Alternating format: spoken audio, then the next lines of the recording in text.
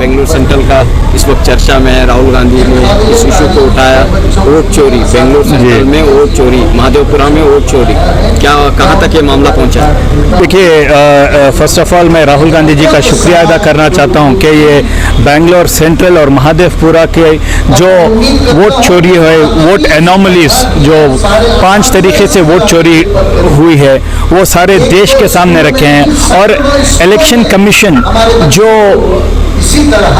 एक तरीके से बीजेपी के हक में काम करने की तरह लग रहा है, वो अभी तक जवाब नहीं दिया है।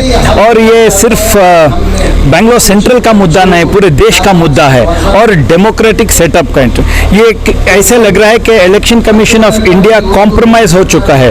और राहुल गांधी जी जो देश के सामने सवाल रखे हैं, इलेक्शन कमीशन के सामने जो सवाल रखे हैं, ये क्योंकि वोट एक ऐसी चीज़ है, हर आदमी उस पर उसका हक रहता है और वही हक चोरी से छीना जा रहा है। और इलेक्शन कमीशन को बहुत बड़ा जवाब देना है।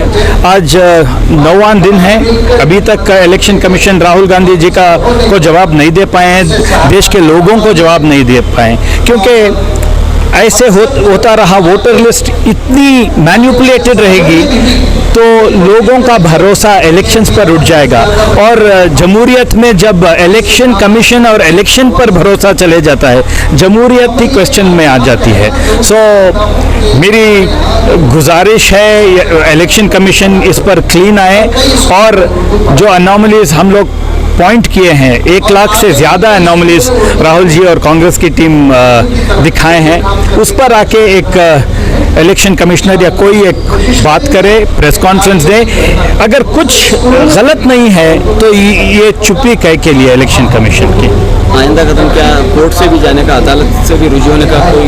हमारी कांग्रेस हाईकमांड पूरे स्टेप्स ले रही है। इंशाल्लाह आपको 2-3 दिन में पता लग जाएगा हमारा further course of action. Ji.